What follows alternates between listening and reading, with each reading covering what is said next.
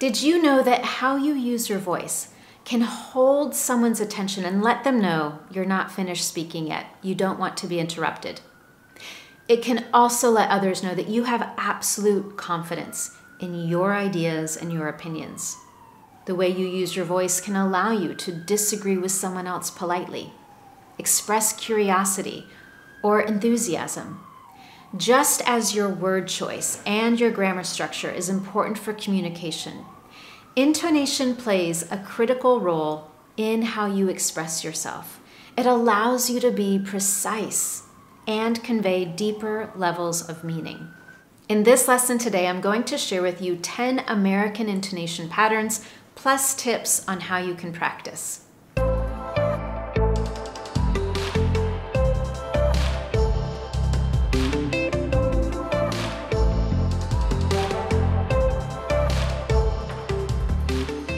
If you don't already know, I'm Anne-Marie with Speak Confident English. Everything I do is designed to help you get the confidence you want for your life and work in English. One way I do that is with my weekly Confident English lessons, where I share fluency and confidence building strategies, advanced level vocabulary, and pronunciation training, just like in this lesson today. While you're here, make sure that you subscribe to this channel so you never miss one of my Confident English lessons. Whether you're leading a meeting and you want to let others know that you have more to say, now is not the time to be interrupted. Or you're participating in a discussion and you want others to know that you are absolutely certain that you've identified the solution to a problem. Or perhaps you're presenting in English and you want to express some doubt about a commonly held belief. Intonation allows you to do all of that. Moreover, understanding these intonation patterns will also help you to understand other English speakers better and be able to interpret the message they are conveying through their intonation. To start, let's be clear on what intonation is. Intonation is the way our voice rises and falls when we speak. Let me say that again. Intonation is the way our voice rises and falls when we speak. Let's try listening to that another way. Da da da da da da da da da da da da da. I can remove the words, but intonation still allows you to hear the melody and the music of the language. There's meaning expressed there. If I speak without intonation, not only do I lose that vocal variety that helps capture interest, but it also means everything I say is flat, emotionless, boring. For example, intonation is the way our voice rises and falls when we speak. In speaking like that, it almost sounds robotic, but intonation can change all of that. When we talk about intonation in English, there are 4 different ways that we can use our voice and that we describe what we're doing. The first one is with rising intonation. For example, the way my voice goes up at the end of a question like, "Are you coming out with us for lunch?" The second one is falling intonation. For example, the way my voice goes down in a statement such as, "We need more resources." Let's compare the two. Are you coming out with us for lunch? We need more resources. The third way we can use intonation is rising, falling intonation. It's a combination of those two. It's a bit wavy and more subtle. For example, when I say, "Sure, I can help you." Sure. There's a slight rise and fall. Sure, I can help you. Let's contrast that with, "Sure, I can help you." Which one of those do you think is more enthusiastic? Definitely the first one. Sure, I can help you. The fourth example of intonation is just the opposite. Falling, rising intonation. Again, this is much more subtle.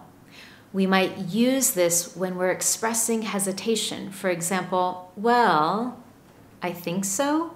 Let's contrast that with, "Well, I think so." There's much more hesitancy in the first one because of that falling, rising intonation. Before we get into the 10 patterns we're going to talk about today, Let's go over one more quick example to really see how intonation can add meaning, emotion, and attitude to what we're saying. Let's say that in a meeting, someone is providing an update. Without knowing what the update is, how do you think I'm feeling based on my response? In response number 1, I might say, seriously? Do you hear that steep rise at the end? Seriously, I can't believe it. I'm expressing enthusiasm or excitement, some kind of surprise. The second one, seriously. There's some curiosity there. Seriously, that's interesting. The third one, seriously, how do I sound there? Totally annoyed.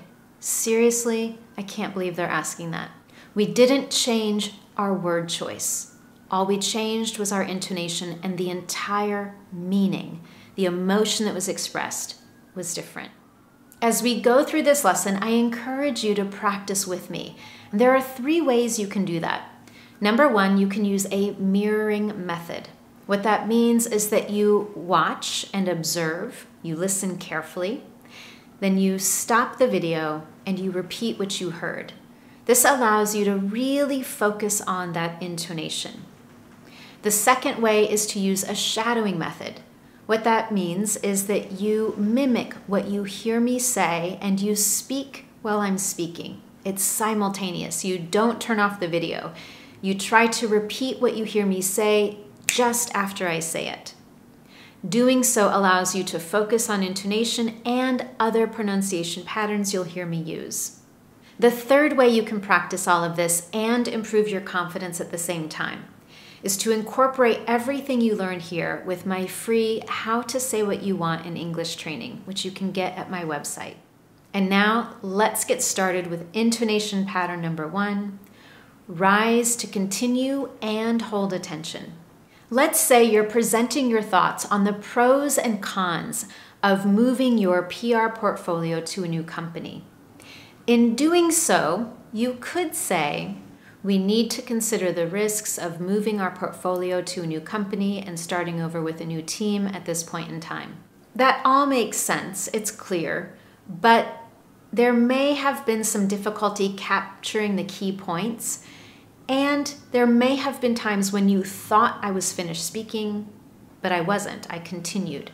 That confusion can be eliminated by introducing intonation at the right time.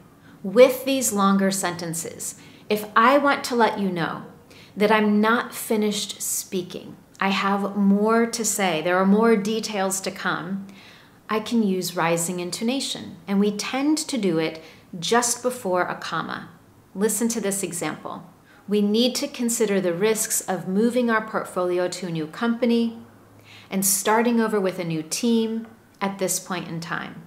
There were 2 distinct places where I had a rise in my intonation on the word company and team.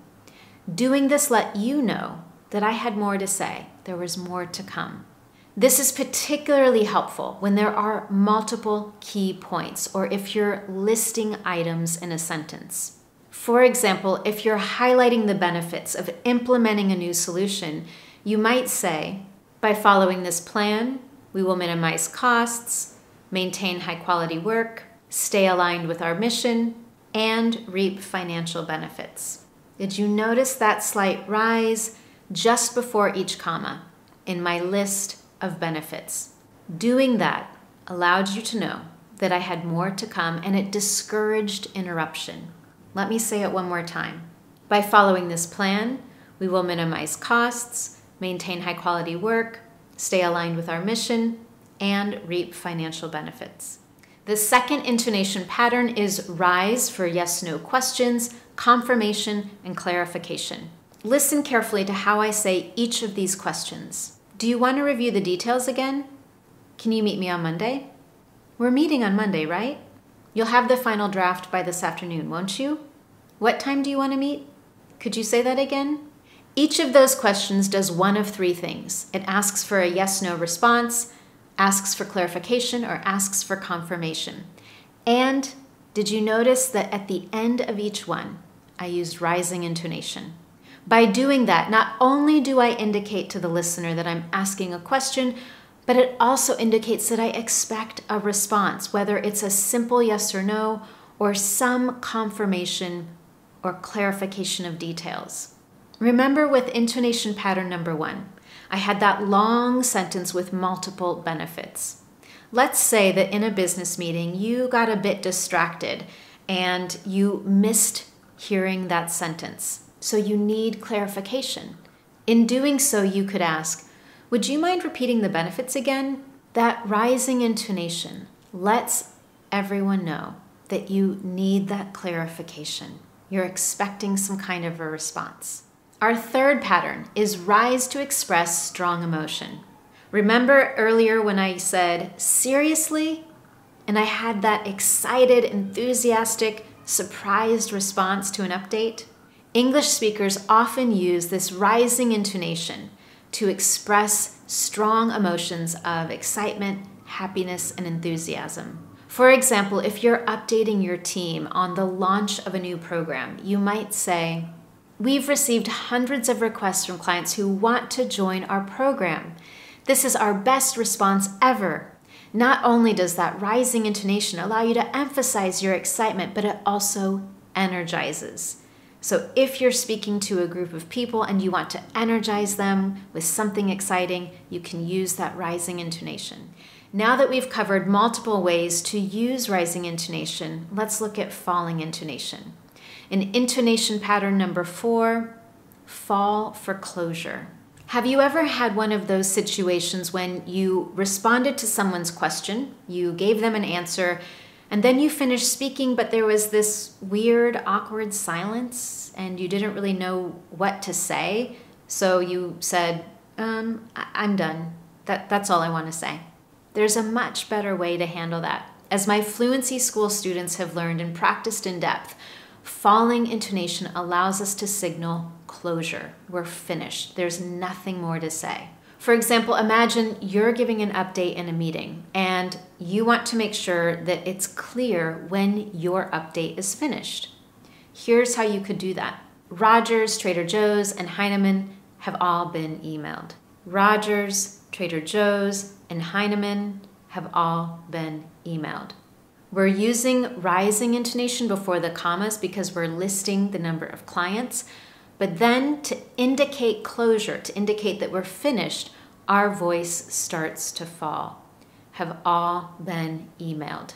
Not only is that falling intonation helpful when you're the speaker and you want to indicate that you've finished, it's also helpful to listen for in meetings. When others use falling intonation, they're indicating to you that they are finished and now is a great time for you to jump in, share your thoughts, or ask a question. The 5th intonation pattern is fall for certainty and authority.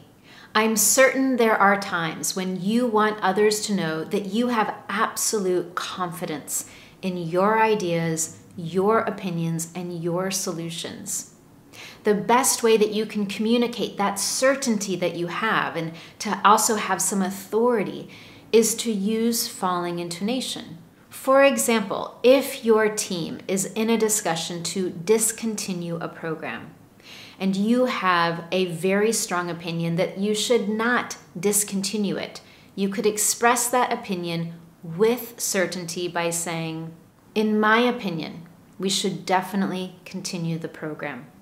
We've already invested a lot of time and resources. Let's think about how that would be different if I used rising intonation. In my opinion, we should definitely continue the program. I used rising intonation with program, and suddenly I'm introducing an element of doubt. I think that's a good idea, but I'm not really sure. But if I am sure, if that is my opinion and I am certain it's correct, in my opinion, we should definitely continue the program. Not only does it let others know that you have confidence in your ideas, it also encourages them to be confident in your ideas. Intonation pattern number 6, fall to get information. Earlier, we highlighted that rising intonation with certain questions indicates that you're looking for a yes-no answer, clarification, or confirmation. But when we're seeking information or multiple details, we use falling intonation. Listen to these questions. How do you think we should respond to this proposal? When do you need the final draft? What time do you want to meet? Do you recognize that last question, what time do you want to meet? I used the same question with rising intonation when I was asking to clarify or confirm the time. The word choice and the grammar structure are exactly the same, but the change in intonation indicates whether or not we've already had the conversation, I just forgot, or maybe I want to make sure I have the details right, versus we're having this conversation for the first time and I want to know what time is a good time for you to meet. What do we want to do? What time do you want to meet? I'm looking for information. Here are a few more examples of questions that are looking for information and that help get a conversation going. How did you get into your profession? How long have you been a software engineer? What do you do when you need to de-stress? Intonation pattern number 7, rise, fall, to draw attention or emphasize. Remember that example? Sure, I'd be happy to help. Not only am I demonstrating enthusiasm, but I'm drawing attention or emphasizing that word. I would be more than happy to help. That little rise, fall helps us do that.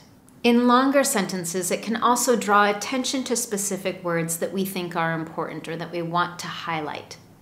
For example, so you're saying we should eliminate the descriptions for each legacy service and instead focus on describing the newer ones. Did you notice there were 3 different times I used that rise, fall to focus on specific words? Listen again. So, you're saying we should eliminate the description for all the legacy services and instead focus on describing the newer ones. I want to emphasize that this is something you're saying, I'm clarifying that, and I'm also emphasizing the words legacy and newer services. Okay, we have just 3 more intonation patterns to go over. I recommend that you continue to stick with me and practice as we go so that you can naturally incorporate this intonation into your English communication. Intonation pattern number 8, fall, rise, to indicate hesitation, uncertainty, and doubt. At the start of this lesson, I indicated this with that, well, I think so. Do you remember that? By using that subtle fall, rise, I introduce some hesitancy. And if you remember in intonation pattern number 5, we highlighted the importance of falling intonation to indicate certainty in your ideas and opinions. I also shared an example of what it sounds like with rising intonation at the end. You'll also notice that sometimes when there's doubt or uncertainty, there's that slight fall, rise. Let's see how we do that using almost the same sentence we used before. To start, I'm going to use falling intonation to show that certainty, that confidence. In my opinion, we should definitely continue this project. And now I'll say it again, but this time I'll include that subtle fall, rise. And in doing so, I'm introducing an element of doubt. In my opinion, I think we should definitely continue this project. Not much has changed when we talk about the word choice or the grammar structure, but intonation has changed everything. In the first one, I am confident. I'm certain that this is the right way forward. In the second one, maybe I am confident inside, but what others hear is doubt and uncertainty, just because of that slight change, that fall, rise. I think, project. Let me say the 2 sentences one more time so that you can hear them next to each other and practice after me. In my opinion, we should definitely continue this project. In my opinion, I think we should continue this project. That simple change will transform how others interpret the confidence or certainty we have in our beliefs, opinions, or ideas. Now, there are certainly times when we want to introduce some doubt or hesitancy. There are times when we're not exactly sure. And in those moments, that fall rise is a perfect way to indicate that. It can also allow us to express doubt about commonly held beliefs or assumptions. For example, you might be giving a presentation and you decide to start with a rhetorical question that really gets people thinking. There's a bit of dramatic effect. You could do that with a question like, experts predict that sales will be down next year. Does that apply to us? I don't think so. There is that subtle fall rise on us. By doing so, I'm introducing doubt about this prediction that sales will be down. That might be true for everyone else, but it's not true for us. I'll say it one more time. Experts predict that sales will be down next year. Does that apply to us? I don't think so. Intonation pattern number 9. Rise and fall for indicating choice. We've highlighted several examples of questions where we use a steep rise in intonation at the end, those yes, no, clarification, and confirmation questions. We also talked about questions where there's a steep fall at the end when we're seeking information. But when we're offering a choice, we use both. For example, would you like to meet on Monday or Tuesday? Here's another one. Which color palette do you prefer? The one with green shades or blue? That quick rise fall clearly communicates that you're offering a choice. And intonation pattern number 10. Rise and fall to politely disagree. Disagreeing with others can be a bit uncomfortable, but we don't always have to use strong language to do that. We can also use intonation as a very polite way to indicate our opposition or disagreement. Here's an example. Let's say that you are presenting a pitch, and in doing so, you're going to start by acknowledging a common understanding, and then you're going to introduce some opposition. Here's how you could do that. Although a version of this product already exists on the market, we strongly believe that this new version will be a sensation. I haven't aggressively disagreed or opposed an idea. I simply used intonation to highlight something that we all understand to be true, and then I used falling intonation to introduce my opposing idea, and it also indicates certainty, that confidence that we talked about in pattern number 5. Even if you wanted to be more direct and to clearly disagree with what someone else has said, this is a great way to do so. Let's say that you don't agree with one of your coworkers' decisions. In highlighting your disagreement, you could say, I understand how pooling all of our resources can accelerate the project, but I believe this would be extremely risky. Let me say it again. I understand how pooling all of our resources can accelerate the project, but I believe this would be extremely risky. In this case, that rising intonation on the word but also introduces some contrast. It's a cue that I'm going to introduce an opposing or contrasting idea. There you have it, 10 American pronunciation patterns you can use to communicate meaning, attitude, and feeling at a much deeper level. Don't forget to give this lesson a thumbs up here on YouTube, and while you're at it, subscribe to this channel. Thank you so much for joining me, and I look forward to seeing you next time.